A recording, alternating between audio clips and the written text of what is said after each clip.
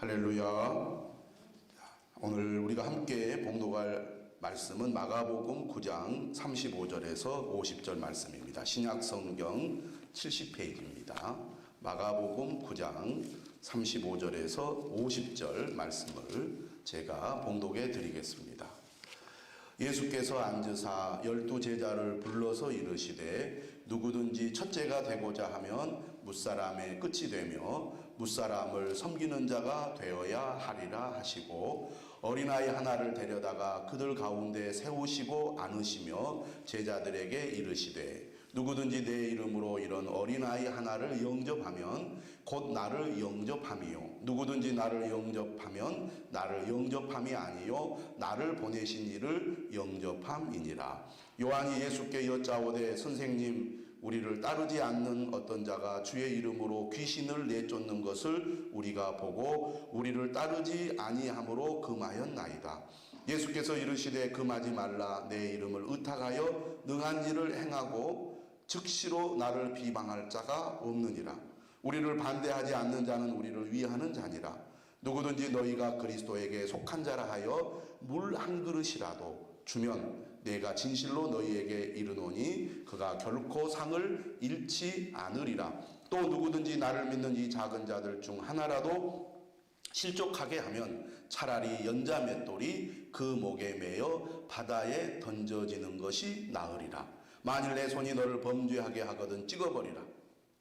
장애인으로 영생에 들어가는 것이 두 손을 가지고 지옥 곧 꺼지지 않는 불에 들어가는 것보다 나으니라. 만일 내 발이 너를 범죄하게 하거든 찍어버리라. 다리 저는 자로 영생에 들어가는 것이 두 발을 가지고 지옥에 던져지는 것보다 나으니라. 만일 내 눈이 너를 범죄하게 하거든 빼버리라. 한 눈으로 하나님의 나라에 들어가는 것이 두 눈을 가지고 지옥에 던져지는 것보다 나으니라. 거기에서는 구더기도 죽지 않고 불도 꺼지지 아니하느니라. 사람마다 불로서 소금치듯 함을 받으리라. 소금은 좋은 것이로되 만일 소금이 그 맛을 잃으면 무엇으로 이를 짜게 하리요. 너희 속에 소금을 두고 서로 화목하라 하시니라. 아멘.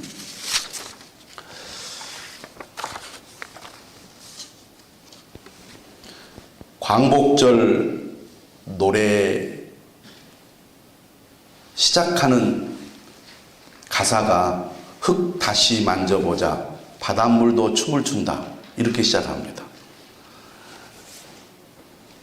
흙은 똑같고 바다는 똑같은데 나라 잃은 사람들의 마음에는 흙이 내 흙처럼 여겨지지 않고 바다가 내 바다처럼 여겨지지 않았다는 얘기죠.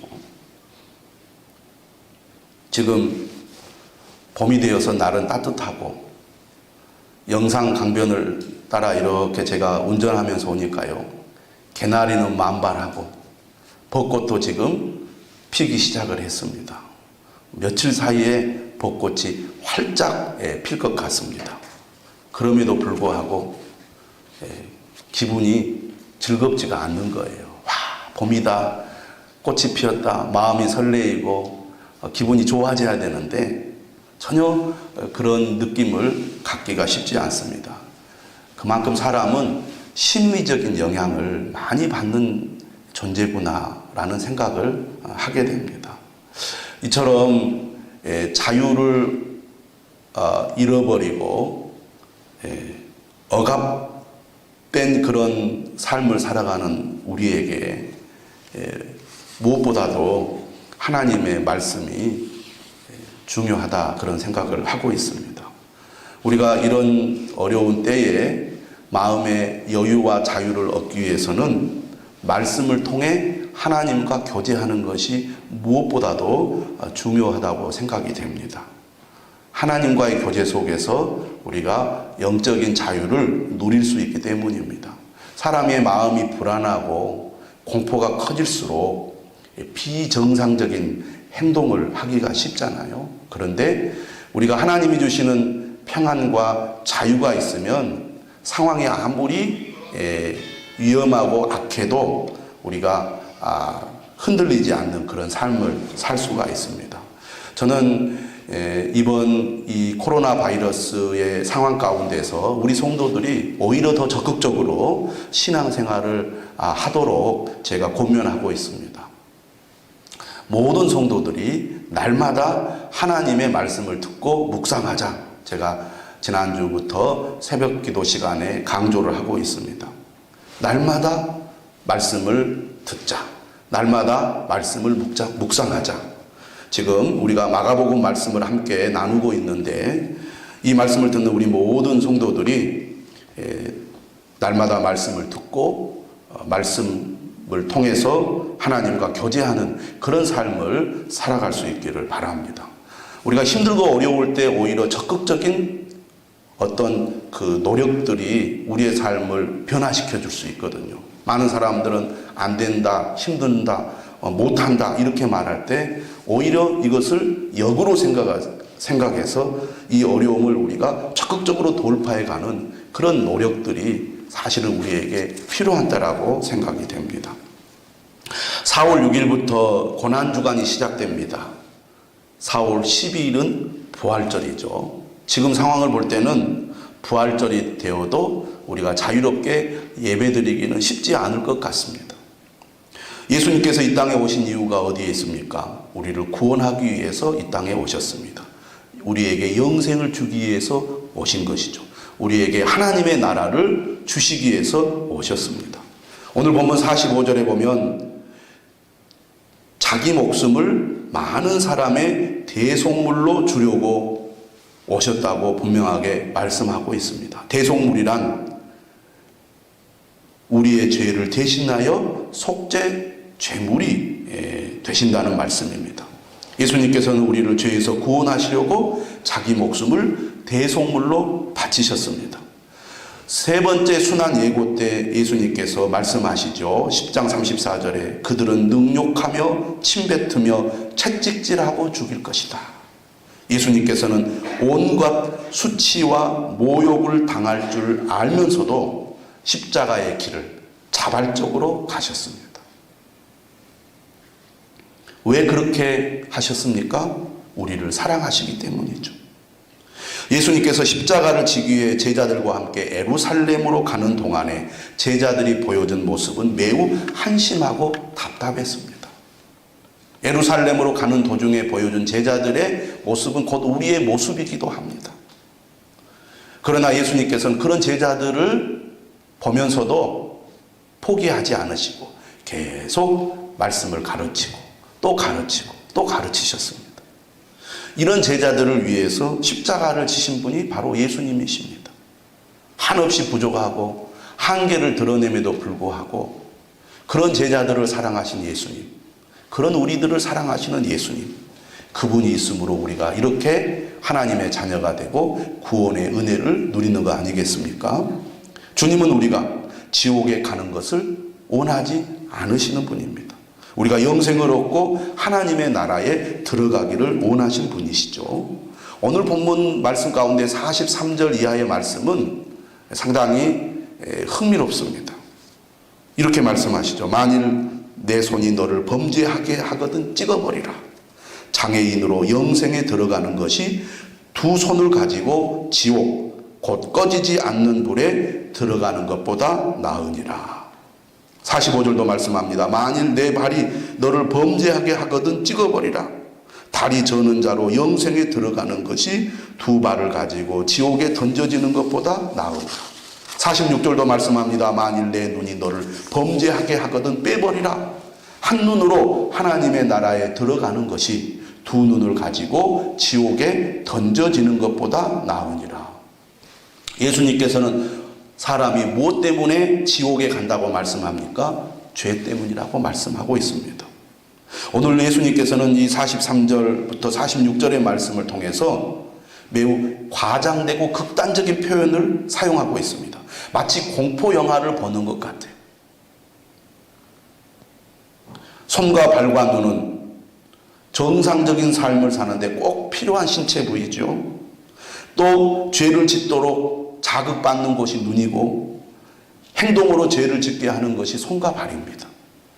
예수님은 이처럼 손과 발과 눈을 찍어버려서라도 절대로 지옥에 가서는 안 된다고 강조하고 있습니다. 왜 지옥에 가면 안 된다고 말씀합니까? 43절 이하의 말씀을 보면 예수님께서는 지옥을 첫째는 꺼지지 않는 불로 묘사를 하고 있습니다. 꺼지지 않는 불. 43절에 말하죠. 또 48절에는 구더기도 죽지 않고 불도 꺼지지 않는 곳이라고 말합니다. 이 말은 무슨 뜻입니까? 고통이 영원히 계속되는 곳이라는 말입니다. 우리는 예수님의 말씀을 흘러들어서는 안 됩니다. 설마 정말 그런 일이 있을까? 여러분들 다 사우나에 한 번쯤은 가보셨을 겁니다. 70, 80도 되는 그 뜨거운 사우나실에 들어갔을 때 얼마나 뜨겁고 견디기가 어렵습니까? 오랫동안 있을 수가 없지요. 유치한 것 같지만 우리는 그런 공간 속에서 지옥의 고통을 우리가 받아서는 안 되겠구나라고 생각할 수 있어야 될 것입니다. 두 번째로 예수님은 지옥을 죄인들이 들어가는 장소로 표현을 하고 있어요. 들어가는 43절에 보면 그렇게 말씀하고 있고 거기에서는 이렇게 표현을 하고 있습니다. 예수님은 지옥을 실제로 존재하는 것으로 묘사하고 있어요. 절대로 가서는 안 된다는 것입니다. 손이 없어지고 발이 없어지고 눈이 없어지더라도 지옥에 가지 않아야 한다는 거죠. 우리는 예수님께서 이 땅에 오셔서 하신 사역들, 그의 말씀들, 또 그가 하신 일들을 통해서 우리는 예수님의 말씀이 진리라고 믿습니다. 뭐 어떤 말씀은 진리고 어떤 말씀은 진리가 아닙니까? 아니지요. 지옥에 관한 예수님의 말씀도 우리는 진리라고 믿습니다. 45절과 47절에 보면 지옥에 던져진다 이렇게 말합니다. 내가 자발적으로 들어가는 것이 아니라는 거예요. 어느 누가 지옥에 가고 싶은 사람이 있겠습니까? 아무도 없죠. 하지만 가기 싫다고 안 갈 수 있는 곳이 아닙니다. 그런 게 없어라고 부정한다고 없는 게 아니다 그런 얘기입니다. 내 의지나 뜻과 관계없이 죄인이 가는 곳입니다. 죄의 형벌이 내려지는 것이죠. 오늘 예수님께서는 지옥에 대해서 말씀하시면서 절대로 지옥에 가서는 안 된다고 말씀합니다. 지옥에 가지 않도록 하기 위해서 예수님께서 이 땅에 오셨다는 것이죠. 또 오늘 43절 이하의 말씀에서 예수님은 지옥의 반대 개념으로 영생에 대해서 말씀하십니다. 영생을 얻는다. 영생에 들어간다. 영생이란 영원한 생명을 가리키는 거죠. 또 하나님의 나라에 들어간다. 이렇게 표현합니다. 그러니까 영생을 얻는 것과 하나님의 나라에 들어가는 것은 동일한 개념이라는 것이죠. 죄 때문에 우리가 지옥에 가게 되지만 예수 그리스도로 말미암아 우리가 영생을 얻고 하나님의 나라에 들어간다고 말씀하고 있습니다. 우리가 한 주간 마가복음 말씀을 묵상했는데요. 10장 15절에 예수님께서 이런 말씀하셨어요. 누구든지 하나님의 나라를 어린아이와 같이 받들지 않는 자는 결단코 그곳에 들어가지 못하리라. 하나님의 나라를 어린아이와 같이 받들지 않는 자. 어린아이는 부모를 전적으로 의지하는 존재입니다. 믿음이란 무엇입니까? 어린아이처럼 하나님을 전적으로 의지하는 것이에요. 하나님을 전적으로 의지하는 믿음으로 하나님의 나라에 들어갑니다. 10장 24절과 25절에서 예수님 말씀하셨어요. 얘들아, 하나님의 나라에 들어가기가 얼마나 어려운지 낙타가 바늘기로 나가는 것이 부자가 하나님의 나라에 들어가는 것보다 쉬우니라. 예수님이 이 말씀을 통해서 부자가 하나님의 나라에 들어가는 것이 거의 불가능한 것처럼 말씀하십니다. 제자들은 깜짝 놀라죠. 그럼 누가 하나님의 나라에 들어갈 수 있습니까? 예수님 말씀하시잖아요. 사람으로서는 할 수 없으되 하나님으로는 할 수 있다. 예수님은 이 말씀을 통해서 영생을 얻는데 하나님의 나라에 들어가는데 가장 큰 걸림돌이 재물에 대한 욕심이라고 말씀을 하고 있는 거예요. 사람이 재물이 많아지고 재물을 의지하게 되면 하나님의 말씀을 잘 듣지 않습니다. 하나님의 말씀에 귀를 기울이지 않습니다. 하나님을 의지하지 않습니다. 믿지 않는 거죠. 교회를 나와도 돈에 대한 욕심이나 애착이 많으면 예배를 정성껏 드리기가 어렵습니다. 예배를 드릴 때도 성의 없이 형식적으로 드립니다. 말씀을 잘 들으려고 하잖아요. 돈 버는데 너무 심혈을 기울이면 하나님의 말씀을 들을 때 졸게 되어 있습니다. 듣지 않는다는 거죠. 별로 귀 기울여 듣지 않아요. 요즘 TV에서 건강 프로그램을 많이 하잖아요. 건강한 사람은요, 그런 방송 재미가 없습니다. 채널을 돌리죠. 그런데 자기가 직접 관계되는 어떤 문제에 놓여 있으면 귀를 기울여 듣잖아요. 저걸 먹으면 내가 회복될 수 있을까? 건강해질 수 있을까? 귀를 쫑긋하고 듣습니다. 재물이 우상이 되고 재물을 의지하는 사람은요, 하나님의 말씀에 귀를 기울이지 않아요. 그래서 예수님께서는 하나님 나라의 가장 큰 걸림돌이 재물에 대한 욕심이라고 말씀합니다. 정말 하나님을 의지하는 사람은 돈이 걸림돌이 되지 않습니다. 오히려 재물을 하나님의 영광을 위해서 사용을 하죠. 그러나 재물이 우상이 되면요, 재물 때문에 믿음에서 멀어지고 재물 때문에 하나님을 떠나게 됩니다. 교회를 나와도 전혀 믿음이 없어요. 욕심에 눈이 멀고 재물이 우상이 된 사람은 하나님의 말씀을 들으려고 하지 않는다는 겁니다. 그냥 우습게 들리는 거죠. 나는 부족한 것이 없다라고 생각을 한다는 겁니다. 그렇기 때문에 예수님께서는 하늘의 보물을 쌓으라고 말합니다. 재물을 움켜쥐고 있으면 지옥으로 간다는 거죠. 하나님이 아니라 재물을 믿는 자는 곧 재물이 하나님이기 때문에 그렇습니다. 8장 후반부부터 10장 마지막까지 예수님께서는 3번에 걸쳐 순환 예고를 하는 가운데 제자도에 대해서 가르치셨습니다. 이번 주 말씀 가운데 2번이나 반복해서 가르치신 주제가 바로 섬김입니다. 오늘 우리가 읽은 이 본문을 통해서 예수님께서 말씀하시려고 하는 참된 제자도의 정신은 무엇인가? 바로 성공이 아니라 섬김이라는 것입니다. 성공이 아니라 섬김이 참된 제자도의 정신이라는 것이죠. 제자들이 추구해야 할 삶의 목표가 1등이 아니라고 가르치고 있습니다. 오늘 본문 35절에 뭐라고 말씀하십니까? 누구든지 첫째가 되고자 하면 무사람의 끝이 되며 무사람을 섬기는 자가 되어야 하리라. 누구든지 첫째가 되고자 하면 무사람의 끝이 되고 무사람을 섬기는 자가 되어야 하리라. 정말 우리가 예수님의 제자로 살아가기 원한다면 섬기는 자가 되어야 한다는 것이죠. 어느 정도 섬겨야 되느냐? 37절에 말합니다. 누구든지 내 이름으로 이런 어린아이 하나를 영접하면 곧 나를 영접함이요. 누구든지 나를 영접하면 나를 영접함이 아니요 나를 보내신 이를 영접함이니라. 당시의 어린아이는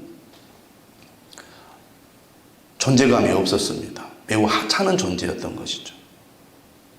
이처럼 가장 작은 자에게도 섬기는 자가 되는 것이 진정한 제자의 길이다. 그런 얘기입니다. 사람은 다른 사람에게 잘할 때 어떤 사람에게 잘합니까? 뭔가 나에게 보탬이 되고 이익이 되는 사람에게 친절하고 우리가 정성을 다해서 그를 돕고 섬기게 되죠. 그러나 예수님은 어떤 사람들을 섬기라고 말하느냐면 전혀 나에게 도움이 되지 않는 사람들에게 섬기는 자가 되어야 한다는 것입니다. 사람은 상당히 인간관계에서 계산적이잖아요. 저 사람이 나에게 도움이 될 것 같다. 그러면 내가 잘해줍니다. 저 사람은 전혀 나에게 도움이 될 것 같지 않다. 그러면 우리는 무시합니다. 그런데 진정한 섬김은 이처럼 가장 작은 자에게 섬기는 것이 진정한 섬김이라고 말씀하고 있는 것이죠. 두 번째로 참된 제자도의 정신은 뭐라고 말씀하시냐면 동역자 정신이라고 말합니다. 동역자 정신. 오늘 우리가 읽은 본문 38절에서 40절에 이런 말씀이 있습니다. 예수님의 제자인 요한이 예수님께 질문을 합니다. 선생님, 우리를 따르지 않는 어떤 자가 주의 이름으로 귀신을 내쫓는 것을 우리가 보고 우리를 따르지 아니함으로 금하였나이다. 예수님 뭐라고 말씀하십니까? 금하지 말라. 내 이름을 의탁하여 능한 일을 행하고 즉시로 나를 비방할 자가 없느니라. 우리를 반대하지 않는 자는 우리를 위하는 자니라. 이것은 어떤 배경을 가지고 있느냐면 바로 앞에 우리가 말씀에 예수님께서 변화산에 있을 때 9명의 제자들이 귀신을 쫓아내지 못했습니다. 우리는 예수님의 제자인데 귀신을 쫓아내지 못했어요. 근데 우리와 한 그룹이 아니에요. 12제자의 그룹에 들어있지 않는 어떤 사람들이 귀신을 내쫓는 것을 보았어요. 시기심이 발동을 한 겁니다. 왜 예수님의 이름으로 너희들이 귀신을 쫓아내느냐? 텃세를 부리는 겁니다.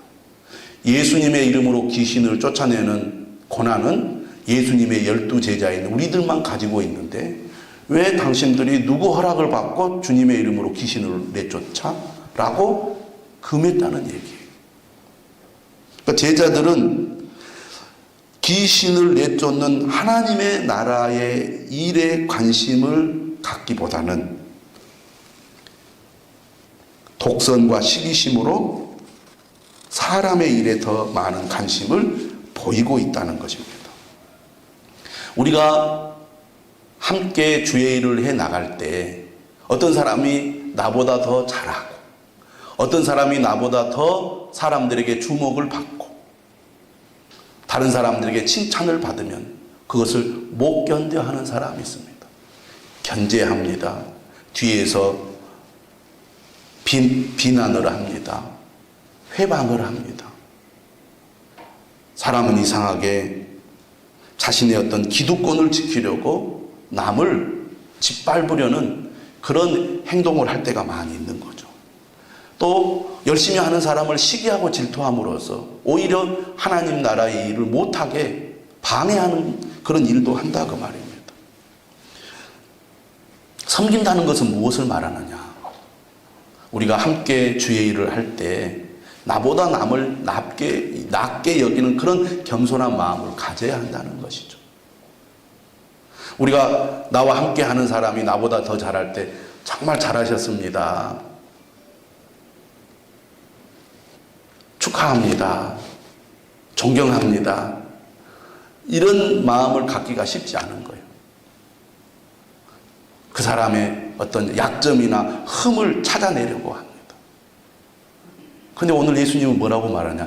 진정으로 주님을 따르는 제자가 되려면 다른 사람과 함께 할 수 있어야 한다는 거죠.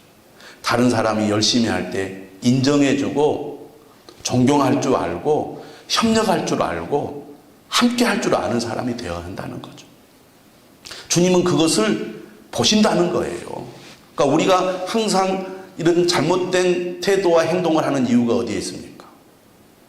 하나님께서 우리가 어떤 마음으로 어떤 일을 하는지 알고 계시고 보고 계신다는 것을 망각하기 때문에 그렇습니다. 사람들이 좀 안 알아주면 어떻습니까? 다른 사람이 빛이 나고 인기가 있고 존경을 받는 그것이 뭐가 됐습니까? 하나님은 다 아시거든요. 제가 아까 말씀드렸습니다. 사람들은 항상 1등이 되려고 하는 거예요. 성공하는 사람이 되려고 합니다. 거기에 목표를 두다가 보니까 다른 사람을 눌러야 되고 다른 사람을 물리쳐야 되고 여기에서 인간의 악한 마음이 작용을 해서 오히려 공동체를 훼손하는 일이 일어나는 것입니다. 나만 잘 되면 돼. 나만 성공하면 돼. 이런 세상이 오늘 우리를 어떻게 만들어요? 고통스러운 세상으로 만드는 것이죠.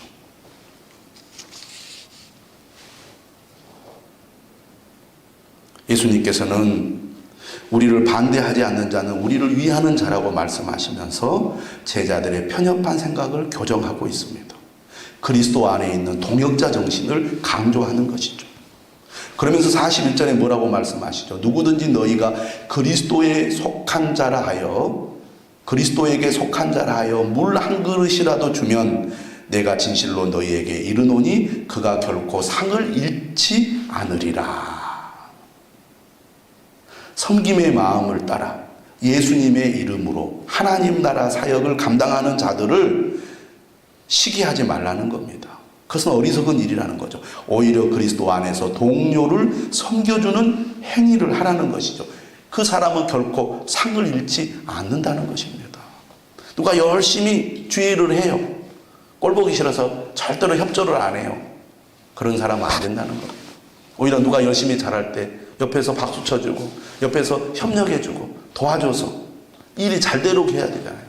그런데 이 일을 도와줬더니 앞장서서 한 사람만 빛이 나. 나는 내 영광을 가려져.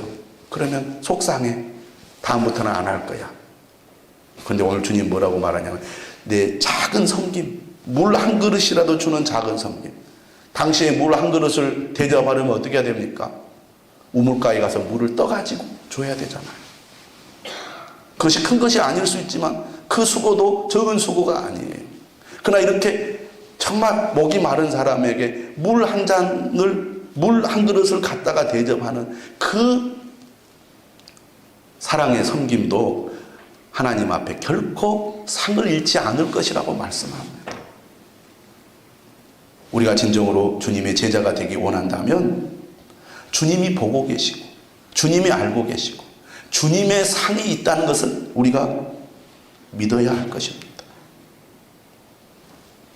42절에 말씀하죠. 또 누구든지 나를 믿는 이 작은 자들 중에 하나라도 실족하게 하면 차라리 연자맷돌이 그 목에 매여 바다에 던져지는 것이 나으리라. 엄청 과격한 말입니다. 나를 믿는 이 작은 자들.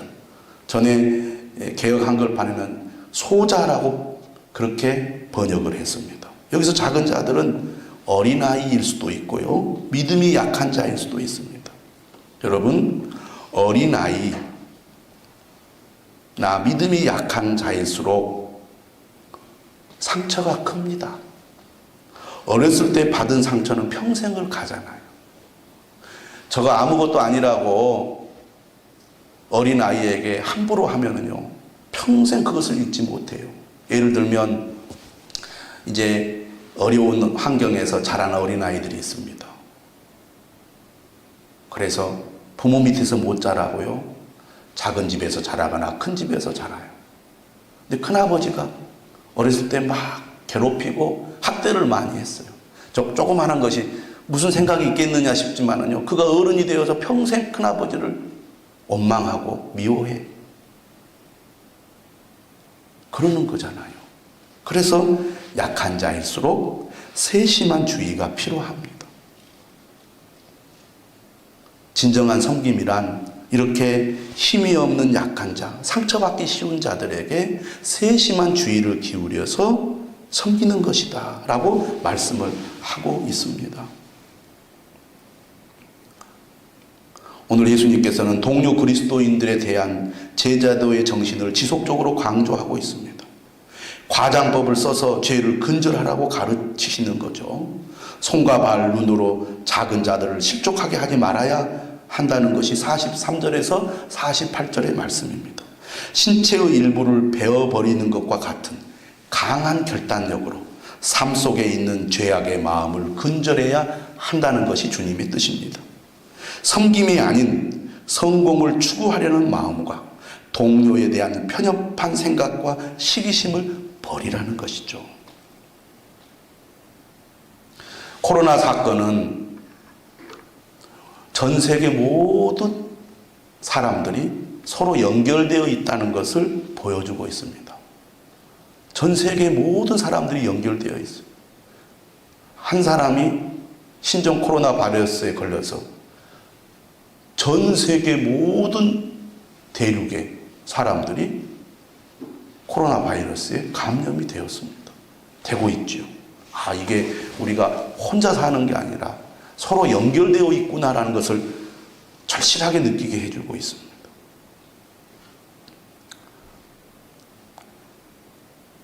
신종 코로나 바이러스 때문에 우리가 예배를 드리는 것도 자유롭지 못합니다. 실제로 교회가 그렇게 많이 감염이 되는 것도 아니죠. 엄격하게 말해서.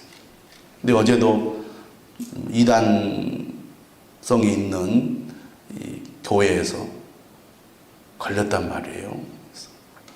왜 그럴까? 직장도 많이 있고 사람들이 막 모여서 이렇게 밀집해 있는 곳이 많은데 유독 많지는 않지만 왜 걸릴까 생각을 해보면요. 역시 제가 볼 때는 주의하지 않는다 이렇게 생각이 드는 거예요. 조심성이 없다는 거죠. 나 한 사람이 우리 교회 전체에 영향을 주고 나 한 사람이 한국교회 전체에 영향을 준다는 것을 생각해야 되는데 뭐 설마 걸릴까 이렇게 생각하고 부주의하게 행동하지 않았는가 그런 생각을 해봐요. 그렇지 않겠어요? 그 교회도 온라인 예배를 드렸기 때문에 사실은 공식적인 그 예배를 드린 교회가 아니지만 거기에 출근하는 소위 말해서 그 교회의 이제 직원들이 걸린 건데 왜 걸렸을까? 부주의하지 않았나 그런 생각을 해보는 거예요. 그런 면에서 우리가 이런 세심한 주의가 필요하다는 것이죠. 이럴 때일수록. 그런 주의만 기울인다면 큰 문제가 없는데 뭐 괜찮아요? 아무렇지 않아요? 이렇게 우리가 부주의한 어떤 처신이나 행동이 악영향을 끼칠 수 있다는 것을 생각해 보면 우리가 다른 사람과 관계에서 다른 사람을 섬기는 이런 모든 행위들에 있어서 주의가 필요하지 않는가 그런 생각을 해봅니다. 또 우리 지난주 시끄러운 사건 중에 하나가 N번방 사건이라는 게 있었습니다. 그걸 보면서 뭘 느낍니까? 돈을 벌 수만 있다면 사회적인 약자를 학대하고 짓밟아도 된다. 이런 사고방식. 내 만족을 얻을 수만 있다면 누가 보지 않으니까 사회적인 약자를 학대하고 짓밟아도 된다. 이런 사고가 우리의 마음속에 있다는 얘기죠. 오늘 예수님의 말씀은 성공을 목표로 두거나 1등이 되려는 목표를 두지 말고 오히려 섬기는 자, 특히 작은 자를 섬기는 자가 진정으로 주님의 제자가 되는 길이라고 말씀하고 있습니다. 오늘 마지막 50절에 말씀합니다. 소금은 좋은 것이로되 만일 소금이 그 맛을 잃으면 무엇으로 이를 짜게 하리요? 너희 속에 소금을 두고 서로 화목하라. 소금은 없어서는 안 되는 거죠. 고대 사회로부터 소금은 인간의 삶에 절대적으로 필요한 소중한 것이었습니다. 근데 이 소금은 어떤 것이냐? 소금은 자신을 녹여서 음식물의 맛을 냅니다. 음식물에 들어가면 소금은 사라져 버리는 거죠. 음식물 재료에 녹아서 들어갑니다. 그래서 음식의 맛을 내잖아요. 또 소금은 자신을 녹여서 부패를 막습니다. 소금이 그 소금의 그 결정체에서 전혀 짠맛을 밖으로 배출하지 않는다면, 그래서 자신을 녹이지 않고 죽이지 않는다면 소금은 그 역할을 할 수가 없는 거죠. 예수님께서 말씀하시는 것이 뭡니까? 예수님의 제자들은 희생을 통한 섬김의 삶을 실천해야 된다는 겁니다. 내가 드러나고 내 것이 주어지는 내 이익을 추구하는 그런 섬김이 아니라 날마다 자기를 부인하고 자기 십자가를 지고 주님을 따르는 제자가 되어서 나를 녹이고 나를 죽이면 나를 통해서 내가 속한 공동체가 살아난다는 것입니다. 그것을 통해서 소금이 가치 있게 여겨지고 빛이 나는 거잖아요. 내가 죽을 때 희생을 통한 섬김을 통해서 그리스도인들은 빛이 나는 것입니다. 소금의 짠맛이라는 것은 다른 사람을 섬김으로 공동체를 살리는 희생과 헌신을 가리킨다고 하겠습니다. 너희 속에 소금을 두고 서로 화목하라. 소금이 자신을 녹여서 음식의 맛을 내고 부패를 막는 것처럼 내가 소금과 같은 그런 역할, 섬김의 삶을 통해서 공동체를 살리는 그런 위대한 일을 한다는 것입니다. 이처럼 섬김이 귀한 거예요. 저는 이런 소금의 역할을 가정에서도 실천해야 될 줄로 믿습니다. 직장에서도 실천해야 될 줄로 믿습니다. 내가 왜 그렇게 희생해야 돼? 왜 나만 그렇게 해야 돼? 나는 그렇게 못하겠어. 그러면 가정도 불화가 일어나고 직장에서도 불화가 일어납니다. 양채 같은 사람들이 있거든요. 직장에서는 꼭 받아먹기만 하고 대접만 받기만 하고 힘들고 어려운 일은 안 하려고 요리조리 빼는 사람이 있습니다. 어떤 사람은 본인이 하여간 바보같이 뒤치다거리를 해야 될 때가 있어요. 그럼 화가 나죠. 물론 우리가 대화를 잘해서 우리가 서로 협력해가지고 우리가 서로 잘해보자 이렇게 얘기할 수 있지만 그걸 잘 못하는 사람들도 있다고 말해요. 정말 우리가 주님의 제자라면 그리스도인이라면 우리가 소금 같은 역할을 하면 얼마나 좋습니까? 여러분, 어머니의 그러한 희생이 있어서 모난 자식들이 많은 가정도 화합이 되고 따뜻한 사랑이 있는 가정이 되는 거잖아요. 직장에서도 내가 그런 소금 같은 역할을 하라는 얘기입니다. 교회에서도 마찬가지죠. 내가 왜 그런 일을 해야 돼? 왜 나만 그런 일을 해야 돼? 빛이 나지도 않고 이름이 나지도 않고 사람이 알아주지도 않는데 나는 그런 소금 같은 역할 못하겠어. 그런데 오늘 주님은 말씀하십니다. 너희 속에 소금을 두고 서로 화목하라. 내가 소금이 되면은요, 화목하게 되는 거예요. 교회도 마찬가지고, 가정도 마찬가지고, 직장도 마찬가지입니다. 주님이 다 알고 계십니다. 하늘에 상이 있다고 분명히 약속하고 있습니다. 우리 모두 우리 속에 소금을 두고 서로 화목하는 섬김의 제자들이 되시기를 주님의 이름으로 축원합니다.